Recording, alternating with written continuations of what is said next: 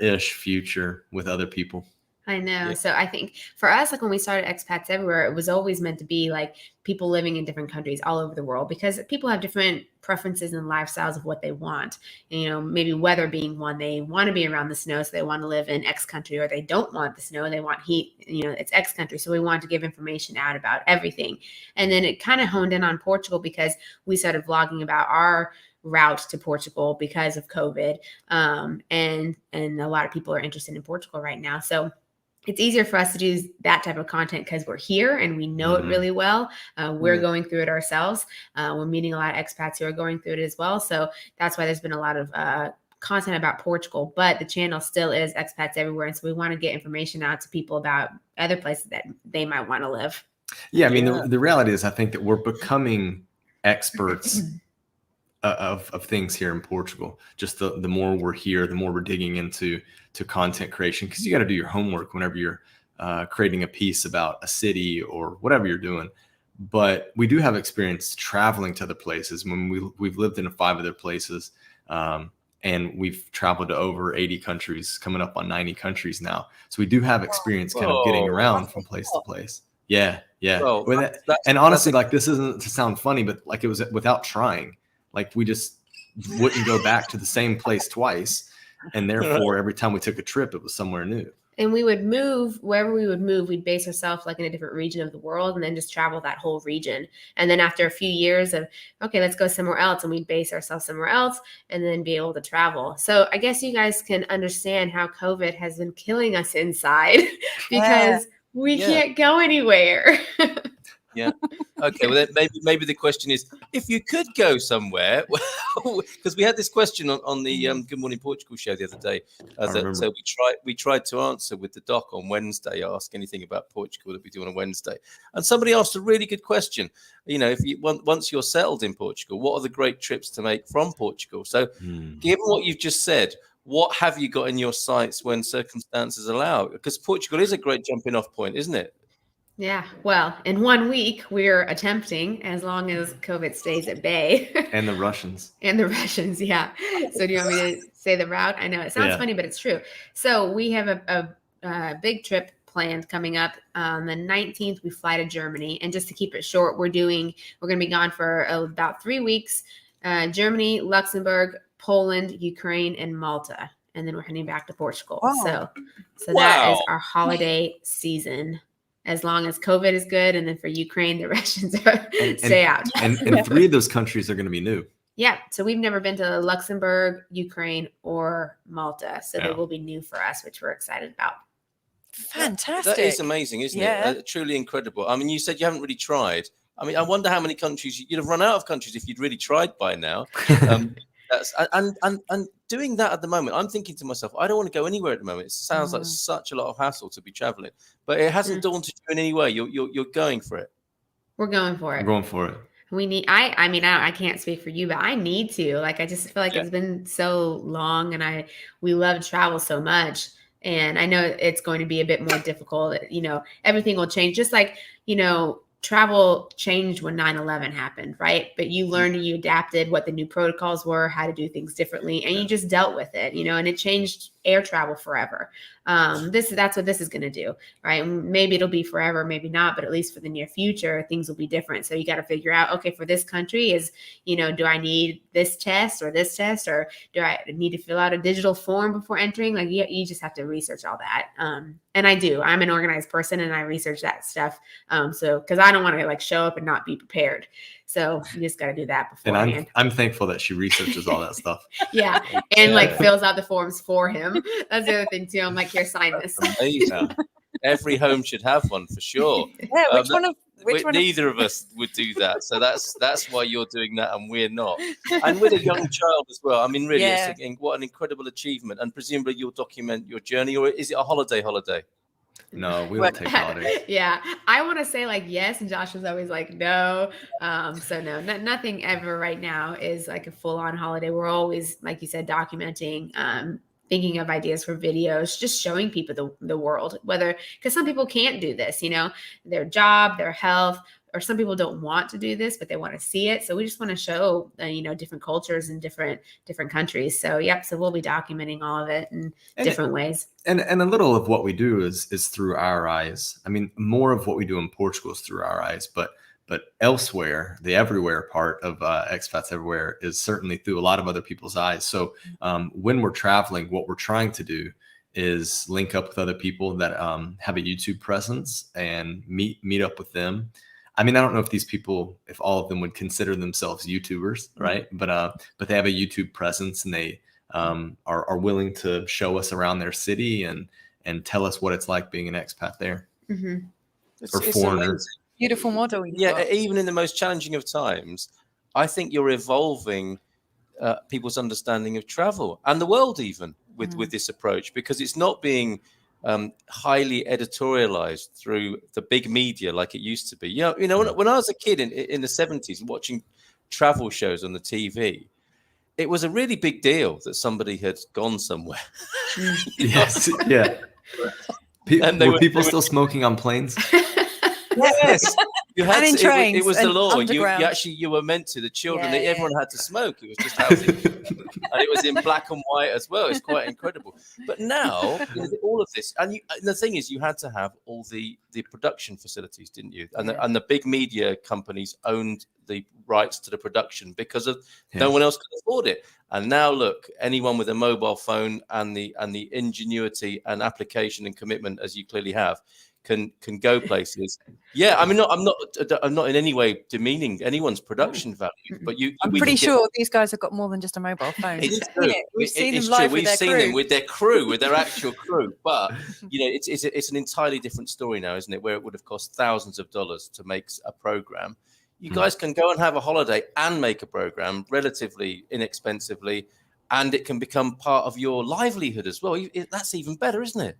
Yeah, that's something that we tell people, that we're really blessed to be able to do this, because we get to do what we want to do with traveling. We have, positioned ourselves that we can do it financially. And I think for me, the best part is we can spend time with our daughter. So I know that that's a lot, a lot of people, they don't have that luxury of being able to spend so much time with their kids. So we're doing something that we love, like as far as a job goes. We're still getting to see the world, which is something that we have a passion for. And we get to spend time with her and show her, the same passion that we have. Like we get to show her those different cultures as well. So I think, we're just really blessed to be able to do what we do. Yeah. Incredible. Okay, so somebody else remembers travel in black and white. Lucier's 20. I thought we were talking about Maurice, my hair traveling in black and white. You took your hat off. It's magnificent, Josh. Yeah, come on. I saw your hair earlier. It's really grown since we last Isn't it amazing? saw you. I tell you, it's really grown, which means he needs a haircut. Yeah, I've already scheduled my next haircut. I think it's amazing because I saw you and it's like, wow, it's like, does it naturally stand up like that, or is it just because you've been? It's so thick. Incredible. Yeah, it's ridiculously. It's thick. really nice hair, though. Actually, enjoy it, looks mate. good. Enjoy it. Portuguese is saying, "Oh, Luisa, and expats everywhere." That's the man cave greeting, that is, and Ola boa noite from Casa Casardas as well. Thanks for joining us. And Lucas here finds you inspiring. Keep opening the mind. Thanks, Lucas. You are inspiring. It's absolutely true. This is a great little input here, and this is exactly what I was thinking. Okay, Louisa, says Sarah Smith. Where is Sagittarius in Kalie's chart? Organized? Throw in some Capricorn. You see, I thought immediately. I've never looked at Josh and Kalie's chart. No, I realised that, but I was thinking immediately, Kalie's got to be Sagittarian. But that's me putting my astrological know-how on the line and getting it horribly wrong. You know what? I don't believe that. I know I might be like working as an astrologer, but I don't do the kind of I'm a Sagittarius. I look at like your passion for traveling. My passion is for looking at the positions of the planets, because I just think it's a natural phenomenon and interpreting it. So if I was to look at your charts, guys, I would be looking at where all the planets were at the time, place and date of your birth, and be all over the place. Right. Well, me you would never just be a Sagittarius. No, me and Sarah will speculate. Yeah, we're not going to speculate. I'll do anything you want. Good night from a windy Ohio, from Tom tonight and Olivia. Cheers, Tom. Olivia, and where is the most interesting now place? That's a good question. Two parts to that. One is, what is the most interesting place you've been to? And coming in from the grapevine of the expats everywhere, where are you thinking, oh, that sounds good, I'll go there? Is that a dog? Yeah, I know. Josh is like, maybe you should mute here. This is the dog right here drinking water. Just keeping it real. Guys, on date night. This is real life. Yeah. Whew. Okay. So I don't know if it's super common knowledge, but during our lives, or actually during any filming, Pincho the dog is always sitting on my lap. He has to, like, he won't, he won't be quiet or anything. He'll cry. Yeah, he'll just sit, like, it's so sad. He'll sit right by you and just like, let me up. Well, anyway, he saw us drinking water, and so now he wants water. He's like, I went in on that action. Yeah, so he's drinking water. Yeah. What's happening to your dog while you're going on your 3-week tour? Have you found a good place for him to stay? We have, we have people that will be actually staying at our apartment to take care of him. Oh, wow. We used to travel. I know, right? He's fancy, but he used to travel with us. But as he's gotten older, he doesn't like moving around as much. He gets into a new place and it makes him a little more anxious. Like the first night is always the worst because he will pace all night, like to check out, like scoping the scene. So no, we just thought this would be really tough. Yeah. Do what? Just like Josh does on the first night in town. yeah. Scoping the scene. Okay. So most interesting places then, and what's coming up as your, after this next holiday, after that, because you must talk to so many interesting people traveling the world, and you think, okay, we got to go there as well. The list never ends. It just grows. It continues to grow. I think we should both answer the most interesting place we've been. Is that would that be the same as our favorite? I don't think not, I don't think it'd be the same as our favorite. Most interesting I already have my answer, so I'm going to go. Is this like a Mr. and Mrs. question? Yes, it is. No, I think they're going to come up with different answers. No, we're definitely going to come up with different answers. I'm sure of it. The most interesting. I'm going to say Laos for me. Oh, that's a good one. Laos, It was, yeah. Why was Laos the most interesting place you've been to? Yeah, explain. I think really because it's it's in Asia, so a lot of Westerners don't really venture out to Asia. I mean, a lot of Americans, Canadians will find themselves in Europe and enamored by Europe, and then that's just what they do. I mean, there are a good amount of Americans and Canadians that will go to Asia. I would say a vast majority of Europeans will just travel around Europe. But once you get to Asia, Laos is a place that gets missed a lot. So because it doesn't have a gross amount of tourists, it still keeps this authenticity that is just remarkable. Some people might say that Myanmar or Burma, whatever word people are using, is that place as well. But we didn't get that vibe when we were there. Things didn't function well there the way they did in Laos. It's weird because both of them have similarities. I mean, they're neighbors, right? But the functionality of infrastructure and the tourism sector, even though the tourism sector is not big, it was much better, we found, in Laos than it was in Myanmar. We really liked it. That's true. Yeah, we did like Laos. That's a good one.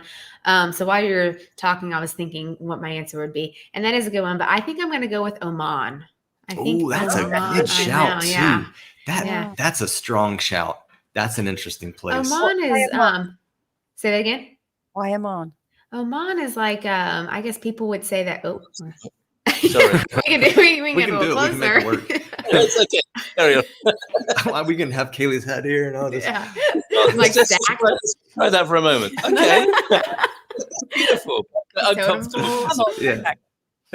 No, Oman is just so it still has Middle Eastern flair, but it's really well kept. People are really nice, and a lot of people who are familiar with that region, a lot of expats will describe it as like the Aladdin feel of the Middle East. So just the way the architecture is, it kind of gives you this like fairy tale kind of feel. It's just really well manicured. And then they have, for me, they have this really cool sea turtle reserve that you can go to, and you can see the turtles coming up from the water, and they have like they lay their eggs there, and then you get to see the babies like going out into the water. So it's just so that was a really cool experience. But Oman is just a really pretty place, and people were really nice. Yeah.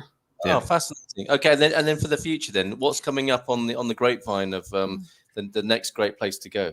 Because actually that dovetails into a question I want to ask, which is, do you think you'll be living in Portugal for much longer? You know, are you planning on staying?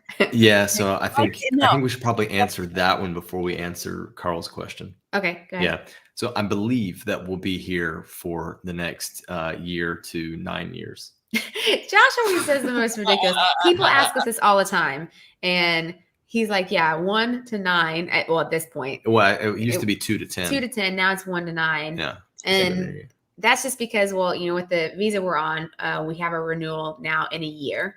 Yeah. So he's always tells people, we don't know if they'll renew. We can't bank on it, but I mean, you know. Obviously, we think that that'll be fine, but he still says 1 year, and then for 9 years. The NHR. Yeah, program. The taxes and stuff, since we are still working. So we have to consider that. But I mean, but being honest, I think we're here. We're definitely here for at least another few years. Like if we had to choose, right? If we didn't have to take those two things into consideration, but like we really like Portugal, and especially with not being able to travel and move around as much, we feel like we haven't been able to do as much as we would have wanted to. Because like when we lived in Spain, we had no idea of all these little towns that we ended up visiting, and we just haven't even been able to do that in Portugal. And we know that they exist, and we have a list, and people tell us go to these places, and we just haven't been able to do as much as we want to.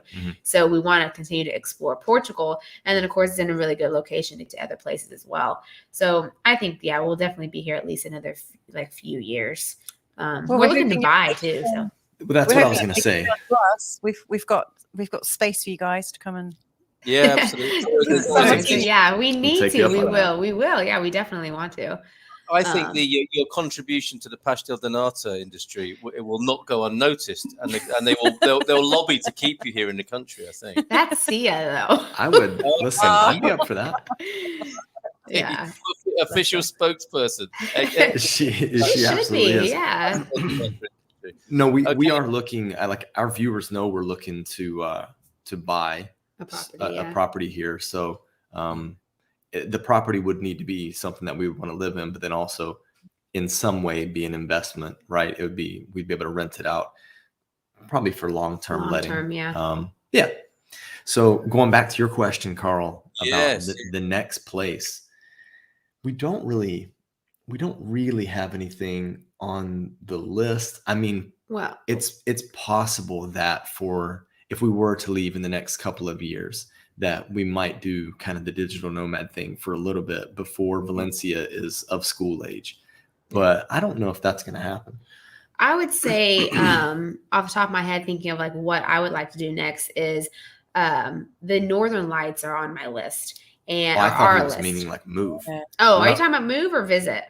Oh, anything you want to talk about. Okay. Oh, I thought Northern Lights. I'm for it. For visiting, like Northern Lights has been on our list for a while, and we've been in Southeast Asia before this, so obviously it's really far. So now we're a lot closer, and we haven't been to Iceland. That would be one place. And we haven't been far enough north in the Scandinavian countries. We've been to all of them, but for in the southern part. So I think that doing some sort of like Northern Lights and Iceland, or like an ice hotel, and doing that's definitely was something I want to do before we leave this area, because I think we're in a good position, a good location to do that from here. Okay. Well, that's wonderful that you mentioned digital nomads, because that is such an attractive lifestyle to so many people. Obviously a little bit compromised at the moment, or a little bit more difficult, and hopefully that will change. But can we learn a little bit more about or what your advice would be to people thinking of moving country and starting a business and doing both at the same time? Because you can't really do one without the other. If you're going to become a digital nomad, you are moving country and you're starting a business, or you're at least moving the business you've got on the road. So how would you encourage people to do that? What should they be aware of? I guess the first thing I would say is the biggest thing we need to say up front is Expats Everywhere was a channel and an idea or a business concept for a good 4.5-5 years, until we kind of found our way. We found our feet really when we got to Portugal, and we got a lot of advice from consultants in the YouTube sphere, and they just kept saying like, look guys, you got to turn the camera onto yourself. You're filming other people and telling other people's story, but no one is compelled to come back to your channel. So once we turned the camera on to ourselves, we were fortunate that people wanted to come back and watch us. See what we're doing, I guess. But to your point with the question, I think that it would be easier right now to have a remote job and just take it on the road, as opposed to trying to build a business out of thin air that is a digital one. I think that just the same with what Expats Everywhere began as, and then what it is today, it takes more time, especially if you don't have a lot of capital to put behind it, or you essentially are not in a position to just be on a ramen noodle diet type of thing. So we had for the longest time we had jobs. We had jobs. And then we were able to get digital jobs, and then that digital job gave us freedom to then move to Portugal.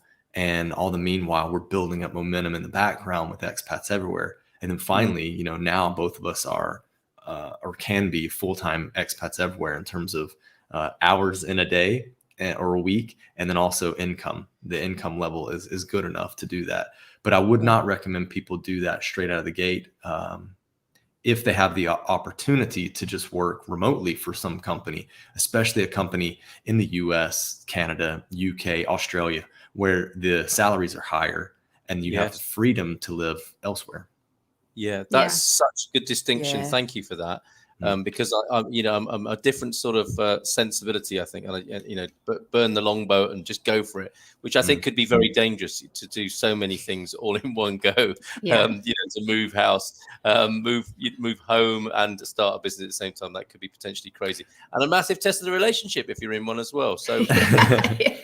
Great advice, Josh. Thank you for that. Let's say hello to a few people, because I know Mrs. M's got a few more questions to ask you. Yeah, definitely. Lisa's here. Lisa and Carlos, good evening to you. Halisi is here as well. Vincent, good evening to you. Hello. Hi, good people. Thank you, Alex P. That's very kind.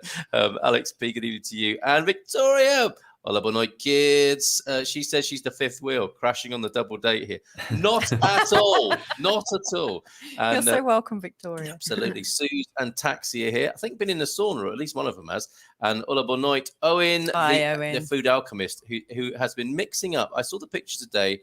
You may be interested in this, Josh and Kalie. He's been experimenting with Yorkshire puddings and pastel de nata mashup hybrid. Would you go for that? I'm for it. Yeah, that sounds good. Okay, yes. And if you go to England ever on your travels again, you can tell them that you've tried that, or when you have tried it, of course. Owen may need to deliver some of those to you for tasting live on Expats Everywhere, maybe. I don't know. Hi, Owen. Yeah. He's up for it. Yes, he'll do it. I like that. From Pedro Gomes. Good evening to you, Pedro. And Ken, our dear friend Ken is here. Good night. And Louise, hello to you from Las Vegas this evening. That's fantastic. Olivia, who asked the question earlier on, I'm sure we dealt with that successfully for you. Let us know if not. Olivia, who else is here? Let's see if we've got any questions. From earlier. Really? Yeah. Oh, that's cool. Okay, we'll come to you in just a moment. Nubia Net's here. Fantastic to see you, Nubia Net. How was your birthday?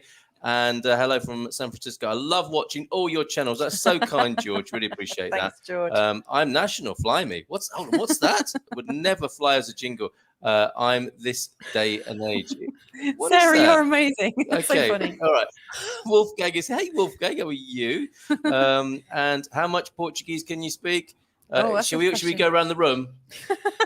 Muito Portuguese. You guys speak it. Was that Portuguese, Carl? Okay, your turn. I can order whatever I need in a restaurant and cafe, and I can understand quite a bit now. Yeah, but I can't really respond yet. Josh and Kalie. Josh has gotten really good. He's gotten really good. Because sometimes I find that the older men are a little hard to understand. Like if you get in an elevator and they ask you to push a button or something that's quite simple, but with the mask and with like the grumbly, it's hard to understand him. And he doesn't skip. I mean, like he's good. Like he understands really well. The understanding's all right. It's the being able to formulate coherent sentences that I struggle with. Yeah. So it's like you can understand what they're saying, but then you probably couldn't produce that sentence yourself at this point. That's the other thing. And I'm quite limited in how I can respond. So like the other day when I got my hair cut, I had a really good conversation with the hairdresser. But yeah, you're just kind of like, you're sitting there thinking like, I can't think of that word I want to say, you know, and she spoke English. So I would just ask her in Portuguese, how do you say this word? You know, and then, you know, but we were just, you know, she's allowing me to practice in Portuguese, which was really good. That's a good, safe place. Yeah. And you're giving it a go. That's the important thing, isn't it? Yeah. None of us here have just brushed over the question because we're clearly all giving it a go. And I think that's a really important thing when you come to Portugal is to try. We'll give the award to Josh by the sound of it for the most competent here this evening. Tom if he went outside with a brolly now, what is that in Portuguese? It's a great word, isn't it? Guarda-chuva, the umbrella. I'd be in Europe in 5 minutes from Ohio. Wow. Okay. So it's windy night over there, and evening. They call it a brolly. All man cavers everywhere. It's guarda-chuva, isn't it, Josh? I'm sure. Yeah, it is. There is another word as well, isn't there? You call it a brolly in English? An umbrella or a brolly. It's exactly what Dick Van Dyke would have said. Okay. A brolly, old chap. Fair enough. When you're in England, I just want to say that I had the best evening, and that Lisbon is alive. Tamara gets home from the pub and tunes in, doesn't she? Yeah, she did this She did, and she sounded like she was quite giggly last week. Very giggly. It's lovely that you're back again tomorrow. Tell us about your evening. I fell in love all over again. Look at that, and I just hope we all keep it safe and don't blow it. Well, yes, because yes, Tamara, we can't wait till you open up your taco. Mexican burrito, restaurant. Mexican joint. Keep us posted on that. Let's go. She's opening one down in Lisbon. Okay. I think she'll be a great restaurant host, judging by what we know so far. Done in. Bedtime. We'll watch on replay. Good night. Right. Be like that. Jeez. Just very direct. It's fine. We know Susan, the breakfast show. How did you find a pet sitter? Can we ask for Chico? For Pincho. Yeah. For Pincho. Chico's. I mean, Chico. Spanish. That's a cute one. Yeah. It's a cute name too for a dog. But so there are different expat groups, I guess, that will have some, but we know of a couple that have moved here not long ago, and they actually live in Coimbra, and they have started a little pet sitting business. So, Natalie, if you would like, because you have my email address, Natalie, so you know, you can send me a message and I can put you in touch with them. But I think there are a few around like that have started like pet sitting businesses, whether that means they'll come to and stay at your house, or you go there, or, you know, your pet will go there. Or actually our vet even told us that there was like a family that will have like a limited number of pets that they'll take care of, you know, like 5 or something. They have a big house. A lot of the kids and stuff will help. So you can ask your vet as well. That's an option. But yeah, but we know of a couple who has started a little business for that. So thank you. That's really helpful. One for you, Mrs. M. Look, Olivia's here from your neck of the Christchurch, England. I'd There's like to one see we can pronounce. Christchurch. Christchurch. It's not actually my neck of the woods, but I lived in Bournemouth for many years, which is just around the corner. Yeah. I love Christchurch. It's a great place. All right. Have you guys been to any interesting places in Latin America, Kalie and Josh? Interesting, yeah. So it's funny, we've been so far away from the Americas for the longest time that we haven't explored as much as we would like. Not as much. And unfortunately, right before COVID, we were supposed to go to Cuba, which I was really excited about. My dad's Cuban heritage. So we were looking forward to that, with how stuff's opened up a little bit for Americans, but then COVID hit. So COVID put the kibosh on it. Yeah. COVID kibosh. So that's a bummer. That's definitely one on the list that we want to go to.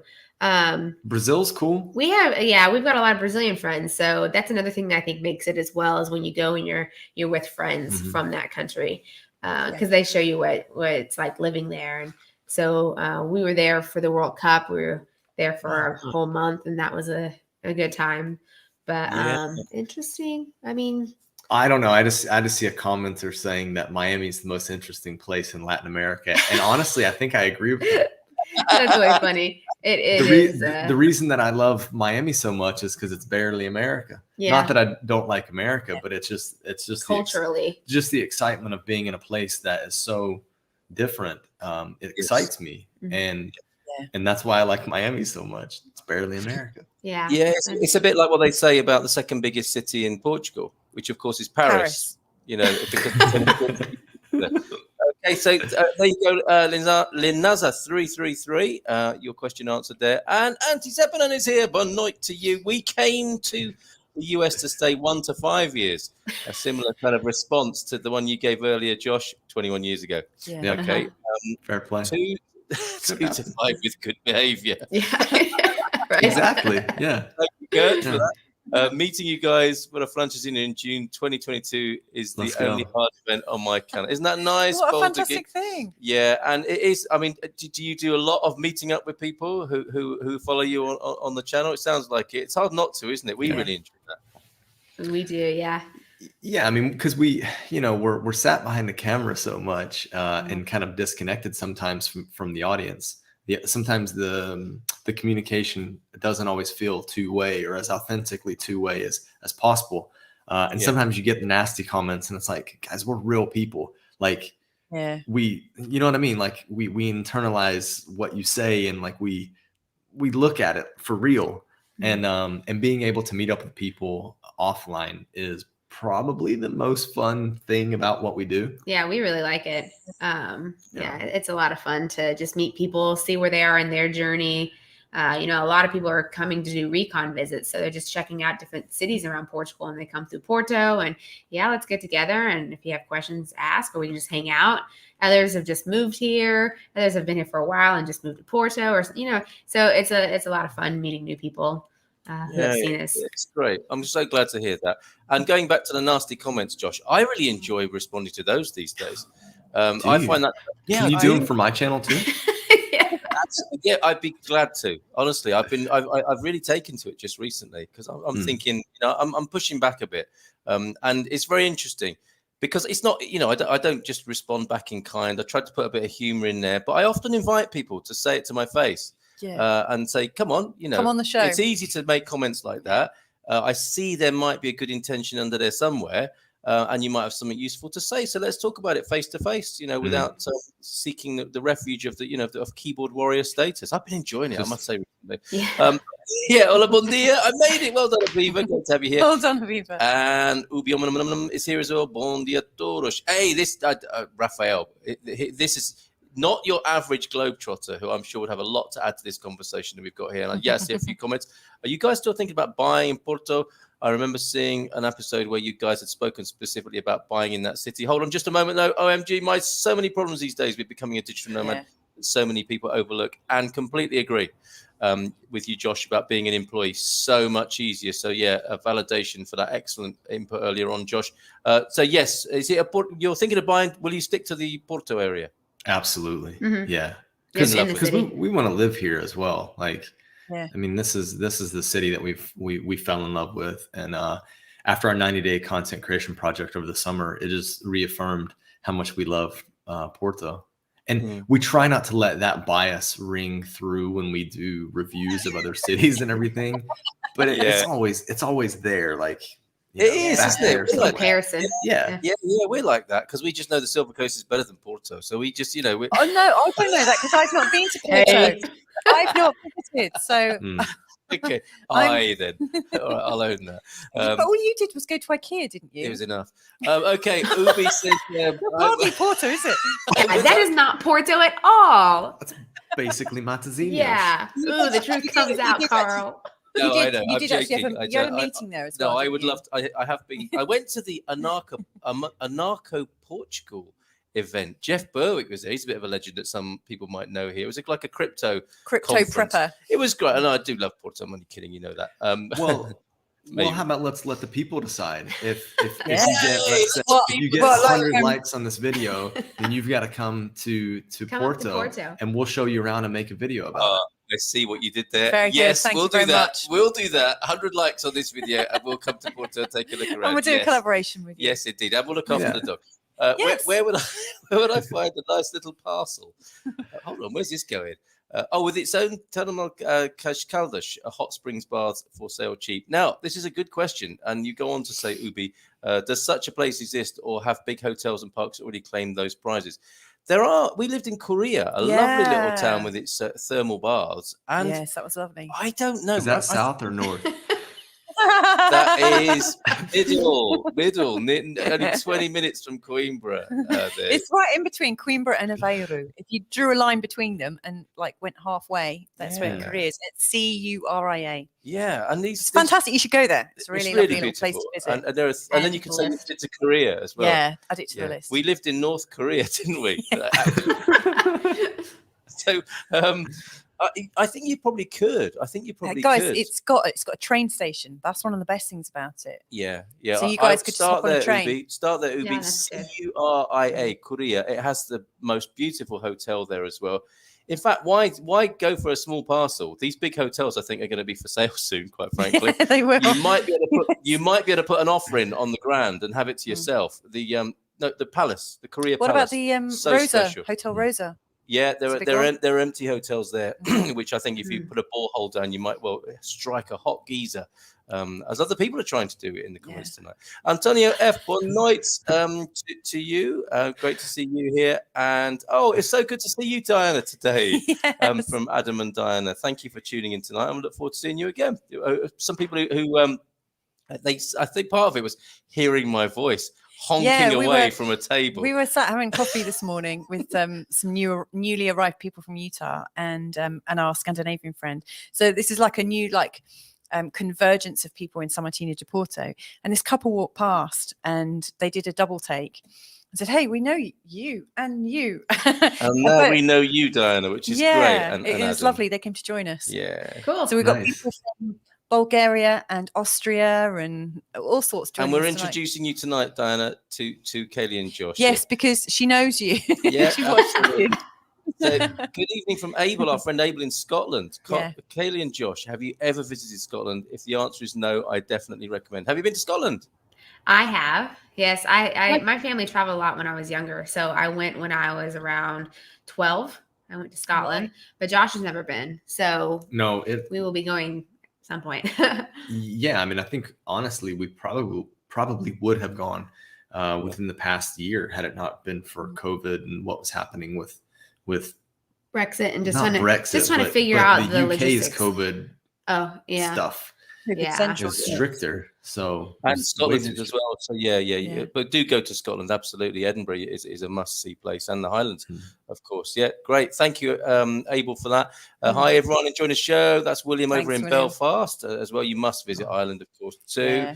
And Ubi and Cass are talking about hot springs. Yeah, you say you're. It sounds like you're regulars to Ireland, or you have been. Yeah, well, actually, one of my friend, good friends, a guy that I coached with back in the States. We were teammates as well in college, but then we ended up coaching the women's team, which is kind of how I ended up meeting Kalie.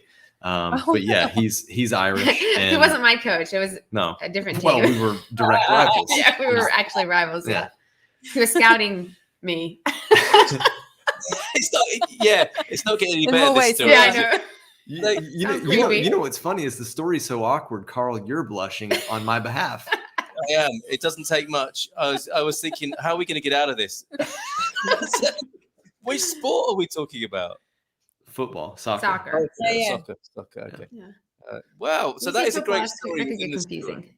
But not if we're talking about women, right? What? Well, yeah, that's true. Well, I mean, Josh has called it football for the longest time, but it is confusing because we're American. All right. So so whoever we're talking to or whoever we're with, it could just be confusing as to what actual sport we're talking about. Sorry. I did not play American football. Yeah. So yes, I didn't assume what sport it would be. So and I didn't know that about you, Josh. So that's great. One of these, one of those things you didn't know about me kind of facts. I know that's another whole conversation for another time, isn't it? But it must be great being in Portugal for that reason alone. If you love soccer. Yeah. Well, I mean, Kalie's equally a fan. Yeah. Okay, sorry, yeah, getting a bit sexist there, wasn't I? Yeah, I know, I'm sexist. The cue really was in women's football there, wasn't it, for me to pick up on, which I didn't do. So I'm blushing even more now. Okay. It's okay, Carl. I still love you. Sorry, Carl. I actually just drifted off when you started saying that. I noticed Uncle Krusty at the bottom there with a comment and thinking, "Oh, that's so nice." He's Uncle Krusty, because it was like sport, and all of a sudden it's like glaze went over me. I was like, it sounds like a typical date sorry. night. She started talking and I glazed over. That happens to me all the time. I'm used to it. What you don't know is underneath the table, Carlos put his foot on my lap because we're sat opposite each other. It is my foot. And yes, and I'm doing my foot massage. So while I'm listening, this is why he likes Saturday nights, because I'm massaging his foot. It's the only time of the week. But Ireland. Should we go back to Ireland now? Sure. Yeah. Okay. So your friend, the coach, was your connection to Ireland by the sound of it. Yeah. No, he's actually he's actually from Belfast, but has been living in Wicklow, just outside of Dublin for a number of years since moving from the US back to Ireland. I know it's Northern Ireland, Belfast, but William here is from Coleraine in Northern Ireland as well. Adventure filmmaker, all from Hollywood tonight. Wow. Hey, that's good news, isn't it? Are we being scouted here as well? I wonder. From the soccer pitch to the great film studios, maybe. Adventure filmmaker, please put in a good word for us. Hello from Porto, from Wales, safe as well tonight. Familiar name. Silver miner. What are the taxes? This is good.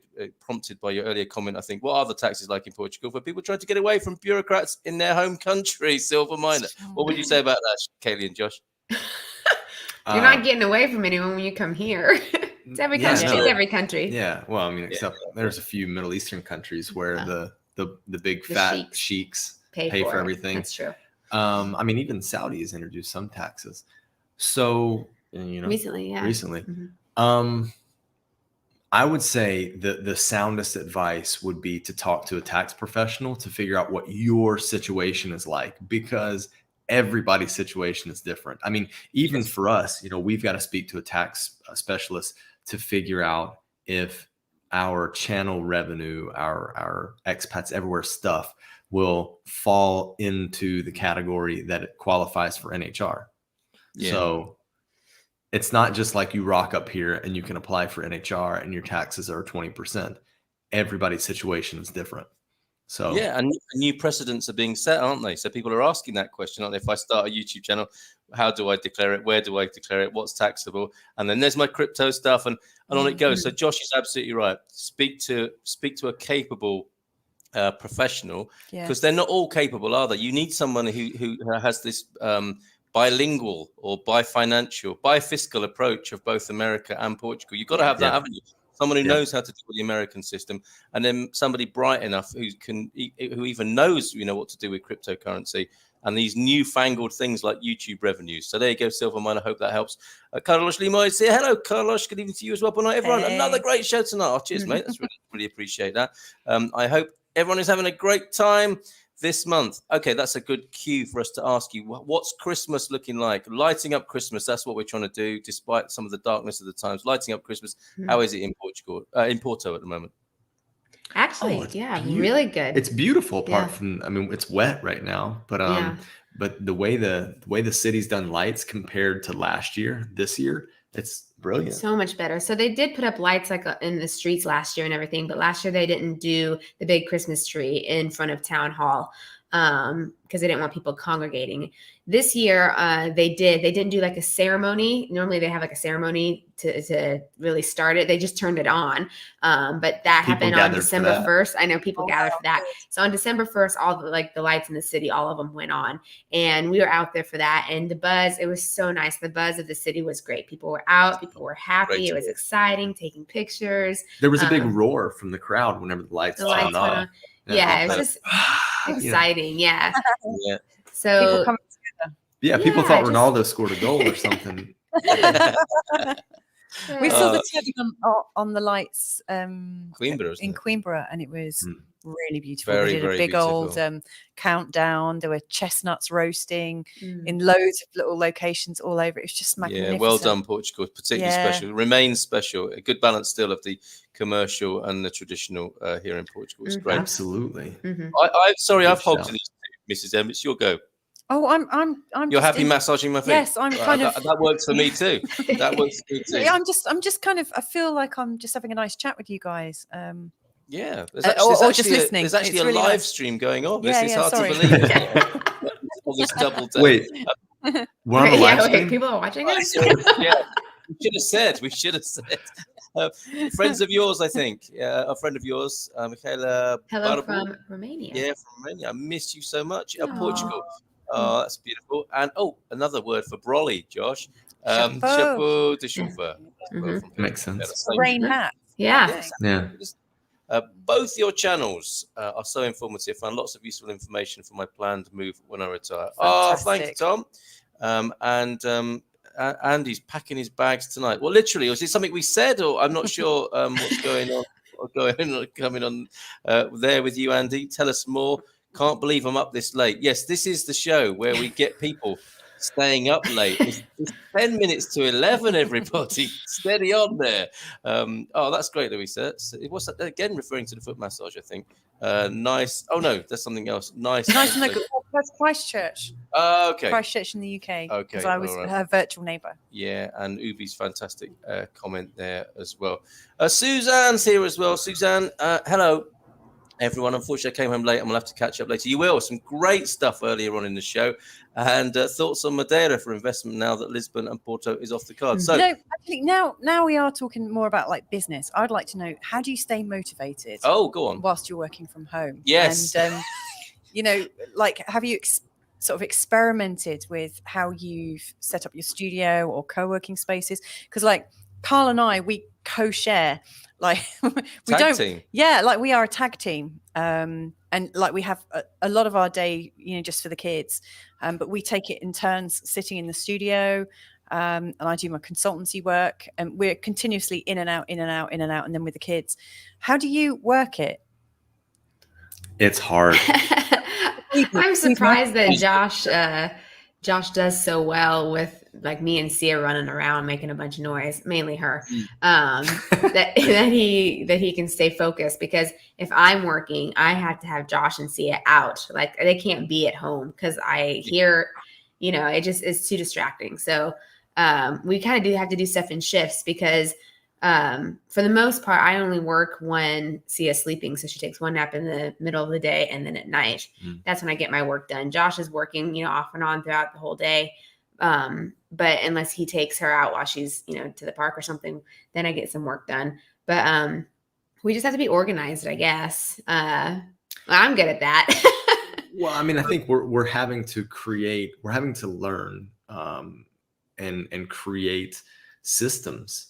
And that's something we're going through right now, is creating systems to make sure the things that need to get done, and we're not just focusing on the immediate, because that's something that you can always get trapped or caught up doing, is just focusing on what's right in front of you, or like there's a pile of dishes in the sink, and it's like, I'm just going to go do dishes, when you actually have some important things that if you don't do those things, they could never get done, but your business isn't going to get pushed forward.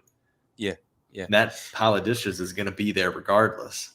Yes. I hope I explained that well. I feel like that's encouraging so many people to start their own business now, that you can avoid the washing up if you start your own business. Perfect. Great motivation. I think you just have to be like in work mode when it's time to work, and then you don't let those other distractions. I think that's what you're trying to say, is like, yeah, there's dishes, but that's when I'm not working. So it's like, I'm working right now, and that's what I'm focusing on, and then getting ahead in that type of work. So you're not just working, like doing, okay, I'm just going to do what's going to further me today. No, planning ahead. So when next week comes, you're already set up. It's so much easier when we are working ahead on things, rather than just what's right in front of us work-wise, because it just feels so much more comfortable and it runs smoothly. So something that we do too is, like, since we work together, we have a weekly meeting, and so it's set. Our weekly meetings are good. Yeah, to help us make sure that we're furthering things. I'm so impressed. I think that's great. I think it's great, because you could assume, couldn't you? Yeah, we'll get all these things covered in just daily conversation as we pass here and there, or sit down for a cup of tea. But it's not always the case. And I do like your business-like approach. And it clearly, motivation isn't a problem. It's scheduling, isn't it? It's the discipline and the organization for you, rather than working up the enthusiasm, because that's there for you anyway. I mean, I get the feeling you're doing what you love. And that's such an important part of motivation in a business. I think if it's your own business and you don't like it, there's a problem, right? That's a big deal. Yeah. You've got the wrong business. You need to sell it. I mean, speaking of motivation, like I've got so much fire in my belly for what we're doing, and I genuinely love what we're doing, and I feel completely blessed that we're able to do it. So for me, I would work, I think, more. But you know, we have a toddler. what it takes to crank out a video, you know, to take a video through the whole cycle, and to be able to do 2 a week, that in and of itself is motivating, just to keep up with that churn, if you will. So yeah, I would say one other thing too that we that took us a while to actually do it is actually having at least a day off. So we take Sundays off. Very good. Not the whole weekend. Normally we're shooting and stuff on Saturdays, but maybe we're not answering emails or getting the social stuff going on the weekends. We're taking a bit of a break from that. But an actual day off on Sundays too. So that not doing any work and not, it's easy. Like when we do what we do, it always comes up in conversation. Like you're saying, we're out like having, you say tea, we say coffee, we're out having a coffee. And it's easy to just start talking about work stuff. But at some point you got to be like, no, let's just enjoy that we're out having a coffee and talk about other life stuff that needs to be talked about as well, So it doesn't like overtake your whole life.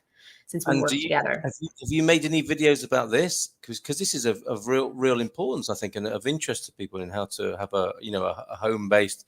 It's like a modern mom and pop business, isn't it? Yeah, in a sense. I don't know. I don't know if that type of video would really align with the channel, with the audience. I mean, we've even seen a huge wobble in how over the past year or maybe 9 months, 10 months. We've really dug in on Portugal, and 99% of the videos have been about Portugal. And then we've started to introduce interviews with expats that are living elsewhere, and those interviews aren't doing that well. They're not doing well straight out of the gate, and that can create some problems. Okay, the YouTube algorithm. I'm dragging you away from Portugal. This is the Feelgood Portugal show. We've got Josh and Kalie here, who've been so generous with their time. So maybe just one more question. I know you'd probably like to finish now. Coming up for 2 hours online here. But if I can just push you a little bit on that, because your answers were great about how motivation isn't a problem. You love what you do. You could do 2 or 3 times much, more work and time into it if those hours were available in any given week. So motivation is not a problem. It clearly, getting organized and being efficient is an issue for any home-based business owner, operator. But this thing about how it was lovely to hear you say, you love what you do and how important that is.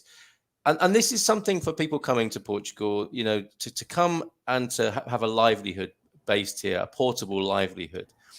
Was it easy for you to find out what you loved to do and then do it?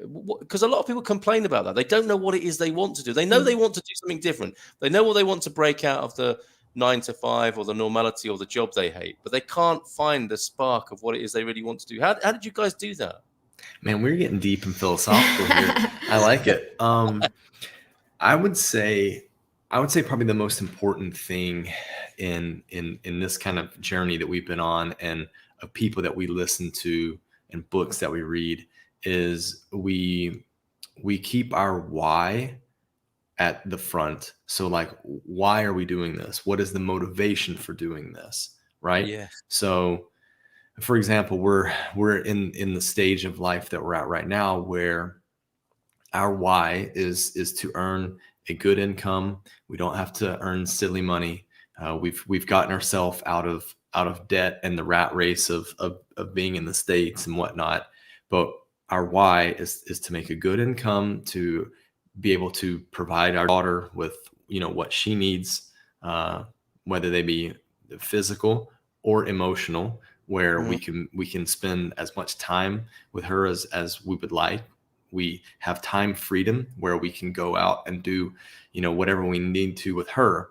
And so what we've done over the course of time has been, we've kept that why out in front of us. And sometimes the why changes, and it certainly has over the 14 years that we've been abroad, but we make course corrections as we go along. But with the why out in front of us, we just make sure that whatever we're doing aligns with that why. So going back to where we began, what our why was when we first moved abroad was to see more of the world.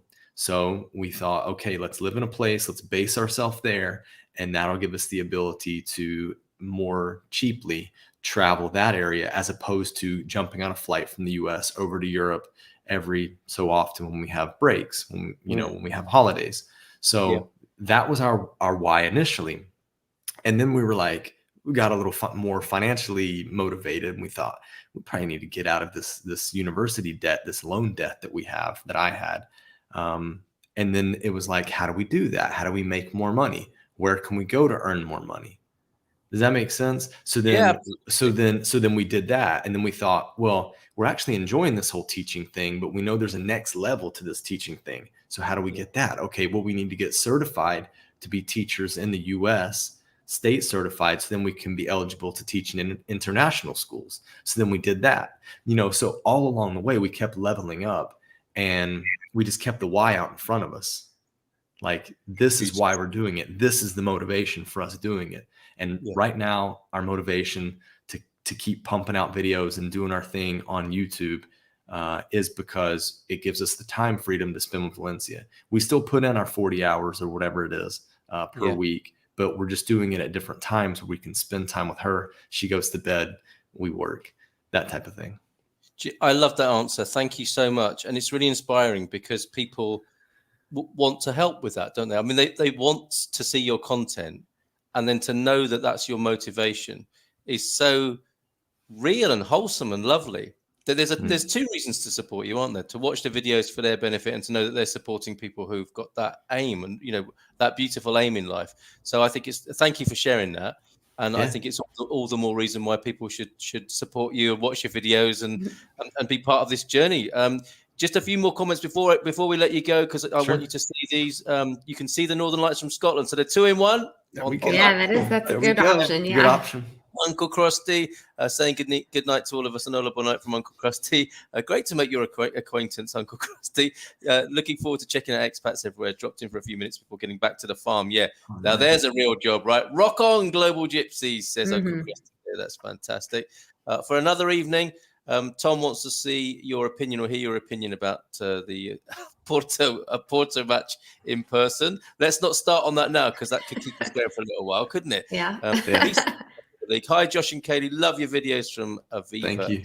Well, and Amanda, Kalie, Josh, I just want to say I'm so happy to have a chance to live in Singapore. I miss home. Says Amanda. Awesome. Jim saying good night to us as well. Mrs. M's back to say good night to you as well, which is great. Yeah, I didn't want to miss you. I just wanted to.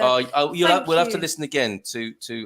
We got deep and meaningful about motivation for business. The real motivation. Fantastic. How to find your niche. And I heard that bit about the end. About it. It's all about Sia and in the time that you spend together. I mean, that's why we moved to Portugal in the first place, because we realised that if we were going to stay in the UK, we would both have to work full time, and probably more than that.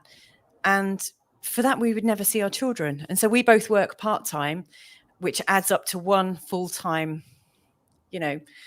occupation. And we're always around our kids. I really resonate with that. A full time 80-hour a week American job. We hasten to add there. Suzanne saying, I really enjoyed Kalie and Josh's videos. Your apartment search is what you found and why you chose one or another. All of you are doing so well, creating your own businesses and raising your kids. Suzanne, what a lovely note so much. to end on. And to thank you, Kalie, Josh. Thanks so much for being with us tonight. Really appreciate it. Thank you guys. Thanks for having us. We loved it. This was fun. Always good to crash date night. Well. Yeah. Let's do this again sometime. Check, please. Anytime. Give us a shout. Check, please. Yeah. Taxi for Expat Everywhere. See you later, guys. Thank you so much, and enjoy your upcoming break. Hope it all goes well. Thank you. Break. We see you after your break then. Yeah. We'll pop down for a visit. Boa noite, bom fim de semana. Ciao. Ciao. There they go there. Wow. Wasn't that lovely? That was so nice. And while I was giving Solomon some milk, I realized I feel really trashed. I feel really drunk. And I'm not drunk at all. I'm completely sober. How does the baby feel? Oh, I'm sure the baby's fine. But these guys are laughing in the background. They can still hear us. It's the good humor. It's being around lovely people, isn't it? Like we've spent the whole day with our hearts wide open. Yeah. And now I feel really kind of lightheaded loved and well, it's beautiful. That will continue, I'm sure, in the comments. And so I'm so chuffed to be here longer. and look at all these lovely people in our feed. It's such a nice thing. And I have to admit, I'm so sorry, but I right at the start of our show, I thought I pressed the live button, but I obviously didn't press it properly. And so I cut off you? Yeah, I cut off the first couple of minutes of our show today. I'm so sorry. It was a lovely introduction and a welcome. It was some of our best material, wasn't it? As your usual? best material, yeah.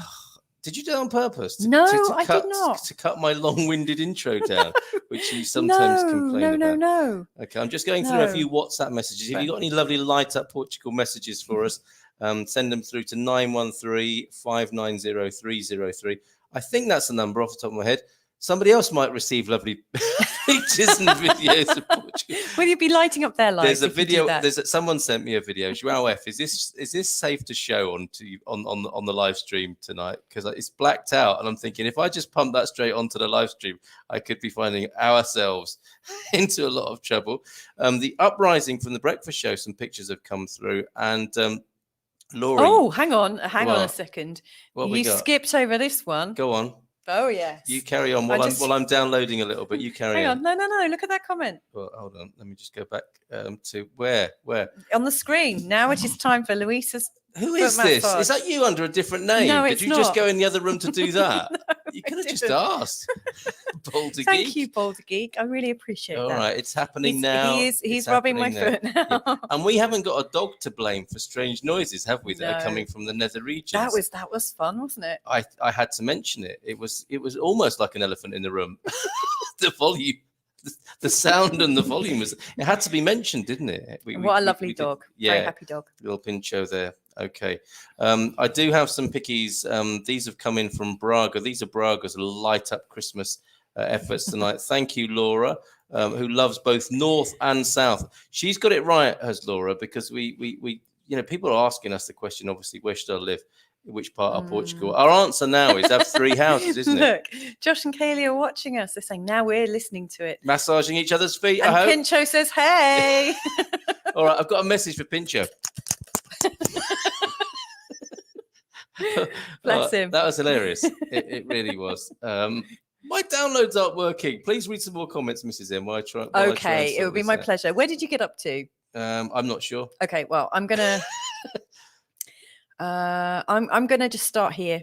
And sorry if we've missed them out. I'm sure Carl will go back. Oh, well. Anyway, Joao Ferreira. Good evening, everyone. I've been listening carefully to the show tonight and chose not to say a word until now. But thank you so much. That's awesome. Thank you. Thank you for saying that. Bless you. And Diana that we met today. It was a great show. Carl, Louisa, Kalie and Josh. Carl, thank you for introducing us to Kay and Jay. So yeah, I mean, we had it's an absolute it's great when we hear that, like people are connecting because it's such a big world, isn't it? And there's just so many nice people and so many different ways to help. So it's amazing. And we absolutely love it when people say hi to us. If they see us in San Martino de Porto. Look at that Braga sky there. Is that Braga? Yeah, but look at that great walk-in Christmas tree. Yeah, this is what Portugal does so well. That'll be a beauty lit up at night. I don't know if this is it lit up at night. Yes, it is. There is. Wow. Later on that same evening, perhaps. I wonder if anyone that's watching tonight lives anywhere near Agada, because Agada at Christmas is pretty extraordinary. They have a giant Father Christmas. Josh and Kalie, if you are heading anywhere near Agada, I think Sia, if she's not scared of Father Christmas, there's this like huge, massive Father Christmas that you can walk around, and it's really awesome. Yeah. Most excellent. After spending last year alone for the holidays, it would be very special to spend tonight with my brother, sisters, and 4 of my nephews at the tree lighting. That sounds really lovely. Yeah. My 3-year-old nephew has never seen this. Oh, that's fantastic. Tax, I don't think you're alone in this comment, Dougie. Boy, I loathe tax. And Doug has just written in the Portugal News. He is an occasional contributor to the Portugal News, and he has an environmental piece. Do feel free to put the link in. Really? Doug, oh, yes. Get it on Carl's show. You'll read it out, won't you? We will be talking to Doug in due course. Yeah. We'll be in Peniche. Oh, look at that for the solstice. Wow, fantastic. Jim, actually, are you going to come and visit us? I hope you do, Jim. Yeah. Jim and Mandy. Now, here's the thing. there's always this controversy, isn't there? Happy holidays, happy Christmas, whatever. We're interested in the light and whatever enjoyment and feel-good factor you can derive from this time of year and the festivities. But I am interested to know from the more paganistic people in our audience here, what are the alternative celebrations? And are people doing things on the 21st as well as the traditional 25th? I would like to hear about that. If anybody's got any slightly different rituals that they might, I was going to say perform, makes it sound a bit dodgy, doesn't Celebrate. it? Celebrate. That's the word. Celebrate. I mean, from my perspective, these last couple of years has been quite a revelation for me because, prior to that, I've been mainly working with Brits and Europeans. And so now I'm working with loads and loads of Americans. And it was really beautiful around the time of Thanksgiving, getting all these messages from people saying how grateful they are, for me in their lives and vice versa. And it's a huge deal for them. And I found myself giving thanks around Thanksgiving. It's changed me. I just think this whole time, when it's dark, from Halloween pretty much, which I don't really like Halloween that much, but all the way right through to New Year, I think it's a great time to just give thanks. Yes. And kind of feel the light. Yep, absolutely. Boulder Geek, does the esteemed panel have input on how frequently one can get the 90-day Portugal tourist visa extension on request? Now, that's not a position we find ourselves in. However, Mondays, I have Gilda Pereira with me from EI, who I'm sure will be able to give you some insight on that from a vast experience. And Antonio F. stepping in. Thanks, Antonio, for this. I believe you can ask it once on every stay. So that's good. Thank you, Antonio. Josh, they've missed this one, but we must include it. Indeed, you and Kalie always show the energy whenever you're on the show. You're full of that. That's great. So true. Angie's here as well. Angie Hickman, how Angie. are you, Angie? And where are you in the world, if I may ask? And thank you, Suzanne, for your lovely comments earlier on. That was really cool. I don't think we should open up this seam, should we? Is the American dream over? What happened, says Silver Miner? Well, it's an interesting one because, like Josh and Kalie were saying, and like you and I have shared, we're greeting loads and loads of Americans at the moment. Every weekend, we're talking to new ones, sometimes in the week as well. And actually, I was saying today that I actually think America's probably going to start attracting people again. There are lots of people who are when I talk to people about why they come over, for a lot of people, they're looking for reduced expenses and to live in a place where they feel free, and to live in a place that's beautiful and in a place where the people are nice and they've got nice morals, or they've got a nice kind of fiber, nice moral fiber. And the Portuguese are really lovely and respectful and kind and generous. I really love them. And so when we've been talking to people, like the biggest motivations, I think, is the feeling of freedom. And recently, with my clients in mainly sort of like Texas, Atlanta and Florida, they are actually experiencing quite a lot of freedom, or the ones that I'm speaking to are. And so, I've been thinking, I'm sure people are going to be emigrating over there as well.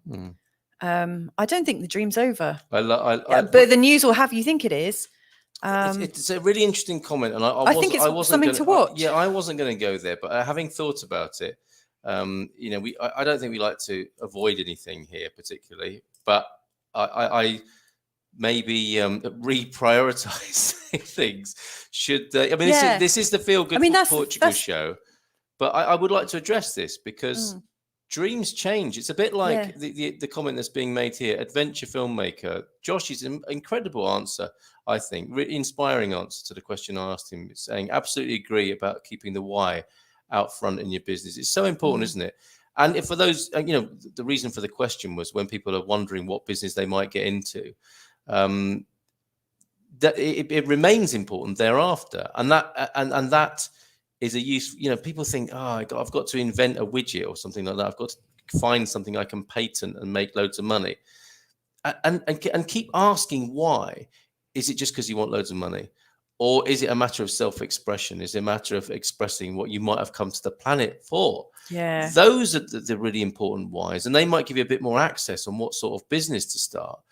which will keep you inspired. Because if it's only about making money, that's nothing wrong with that, but it can be quite a frustrating and superficial mission for your business. Often it's better to have something a little bit deeper or broader that goes with that.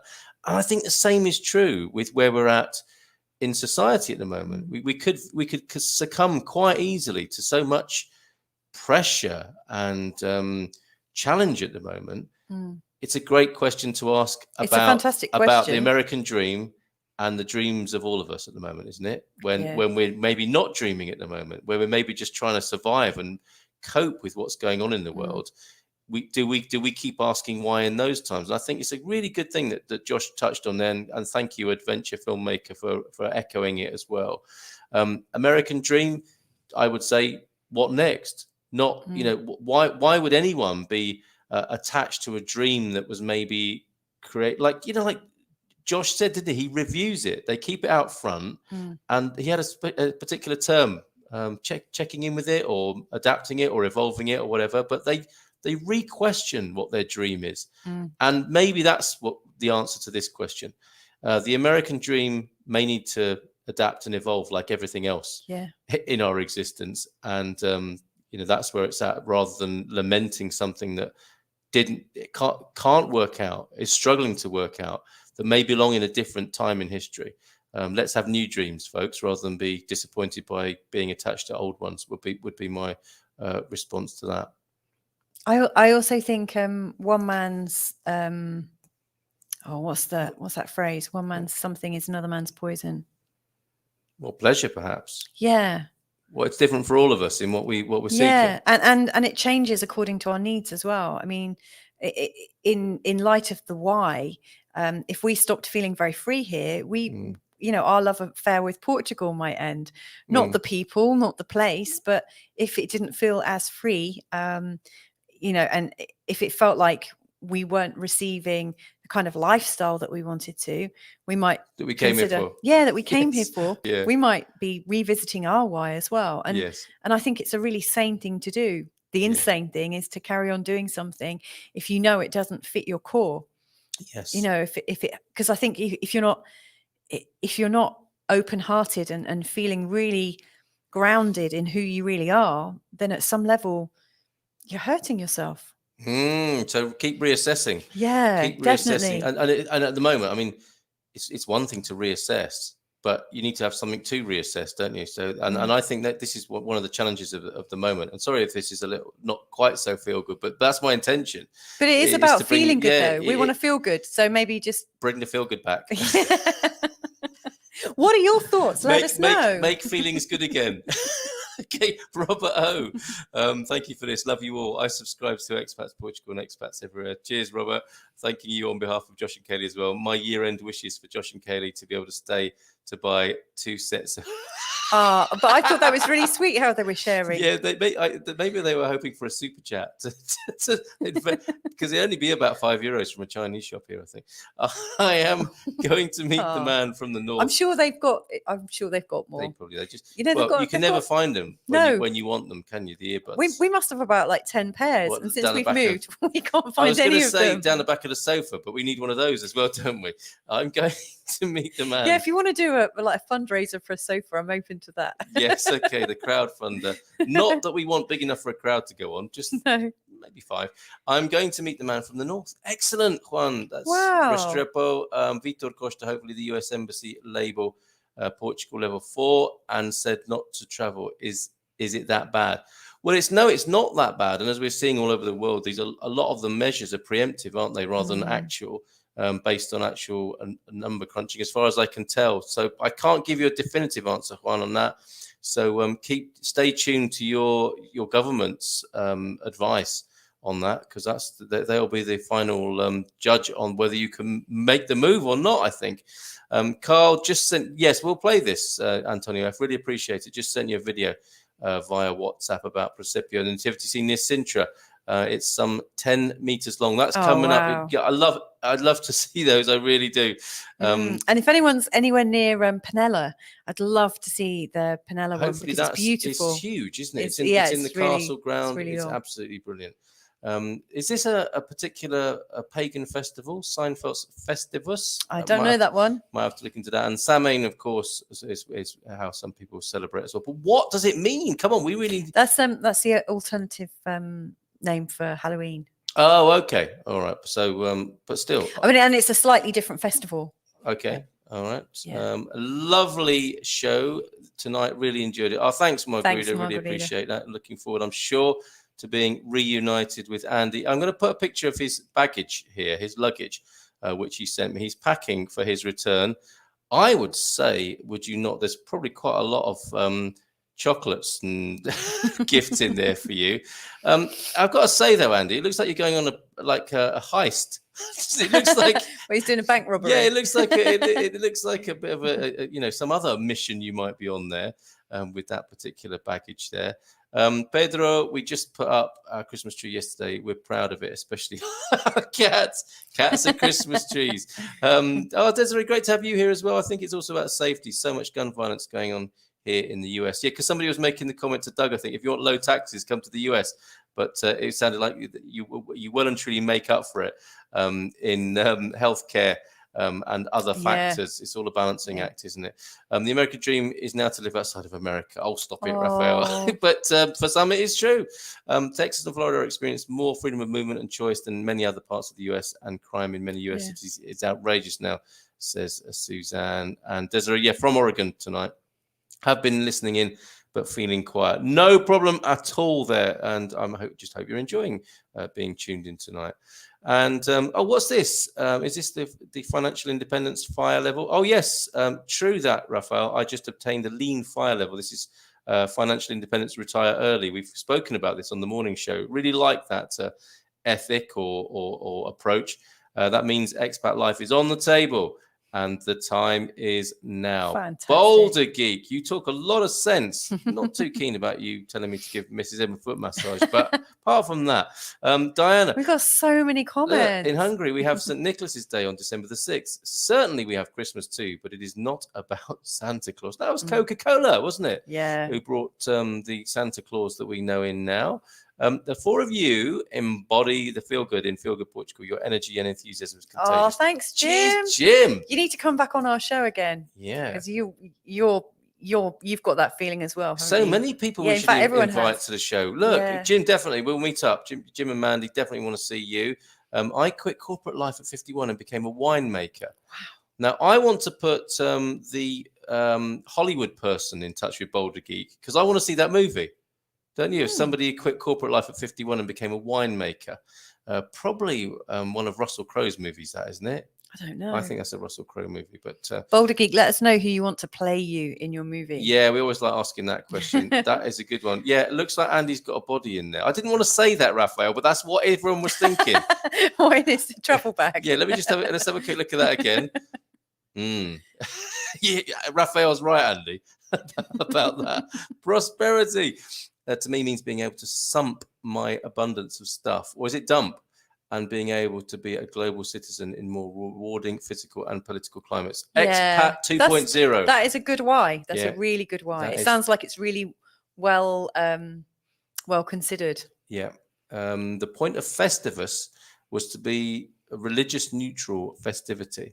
Oh, okay, that's Festivus there. But come on, can't we let everyone enjoy themselves? Regardless of what, as long as it doesn't affect anybody else, right? Isn't it great to let everyone do what they want to do? Although I do understand why a lot of people hurt by religion do come to that. Like the movie Sexy Beast or Ocean's 11. It does. It looks like a prop, doesn't it, from one of those movies? I've not seen Sexy Beast, but I do know Ocean's 11. It does look like there's a Chinese acrobat that's going to like spring out of that bag. Indeed. Margarita, one of the best parts of the journey is for you, Sherry. Yes. It might not be easy, but surely it will be worth it. Stay safe, guys. Cheers, Margarita, for that. Enjoying the show, says Desiree. It's cheering. Fun to see Josh and Kalie. I like their videos as well. And so do we. Yeah, Steve is saying, what a great gift finding you here on Saturday. It was good to see Josh and Kalie as well. Oh, cheers, Steve. Where are you talking to us from? Or did you say before? Forgive me if you did. I also lived in Antarctica, as did my wife. Wow. Call my people. This is, the movie. It's developing into some excellent subplots here. And Stan Ho, loving tonight's show. Let's run that Principio video, shall we? And have a look at that in Sintra. Thank you so much to Antonio for sending us this. This is it that's coming. 913-590-303. If you've got anything Crimbo-ish to share with is that quite British? Crimbo, yeah, because brolly really seemed to surprise Josh, didn't it, earlier on? I say, pass me my brolly, I'm going out into the elements. Okay, here's the video, the Principio in Sintra. Thanks to Antonio for this.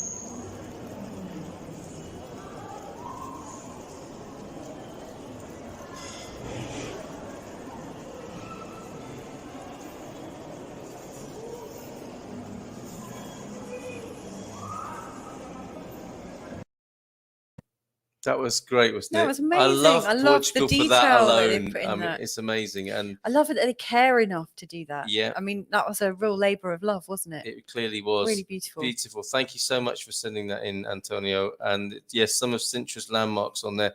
And I think you said 10 meters long. That's really lovely. Thank you very much. And you've got to see Sexy Beast, says Boulder Geek. Their Spanish villa is my dream. Yes, but the unstable rocks behind the house need sorting out with a big net or something, don't they? Or some shoring up. And this is really great, Suzanne. Thank you for this. The Declaration of Independence stresses the right to life, liberty, and the pursuit of happiness. Not everyone's definition includes getting rich. Liberty is the essential thing, because that's where it all begins, isn't it? And arguably being stressed at the moment around the world, us finding boundaries and limits with that sort of thing there. Tammy and I, Steve, yes, of course. Tammy and I are watching from Chicago. Thank you very much. You got to pop off again, as it were. Festivus celebrations, airing of grievances, feats of strength, the aluminium pole, Festivus dinner, and Festivus miracles. That does sound like a good Christmas, to be fair. My dog smells one. Who? Thank you. It was great to talk to you over on the earlier show as well. That was charming. Thanks for the video, says Suzanne, about Antonio's video sent in there. It shows the Palacio de Villa, Castello dos Muros, Palacio de Pena, and even Cabo de Rocha. Thank you very much, Antonio, for that. And that, yes, that looks beautiful, Antonio. Okay, I think we're going to leave it there tonight. Great to have Josh and Kalie on. Thank you all as well for your wonderful comments.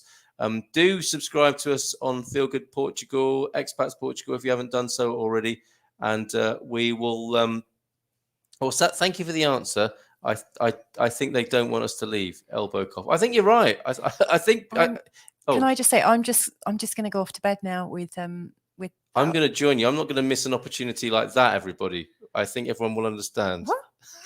No. I just came in to thank everyone because you're all lovely. I love you all, and I'm going to be cuddling Minnie for a little bit. Oh, okay. All right. Bye.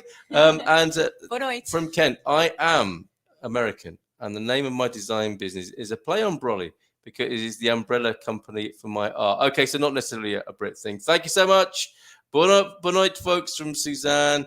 And hola, Ray Winston is a great actor in Sexy Beast, says William there. And nice show. I've been spending a lot of time with Josh and Kalie. I'm in Nokokush. Onai on your forum. Thank you, Boulder Geek, for testing me like that. We love you too, says Aviva. To you, Mrs. M. Bye, Louisa, says Antonio F. And thanks for sharing. Have a great rest of weekend. So what I'm going to do, thanks all, bon night from Desiree as well. Thanks for tuning in, Desiree. Thank you all for tuning in. What I'll do is I'm going to play the Principio again as a nice parting gift from Antonio. If you haven't had a Christmas present yet, here's the first one for you this year. This lovely video from Antonio. Have a great rest of your weekend, everybody, and we'll see you real soon. Bye for now.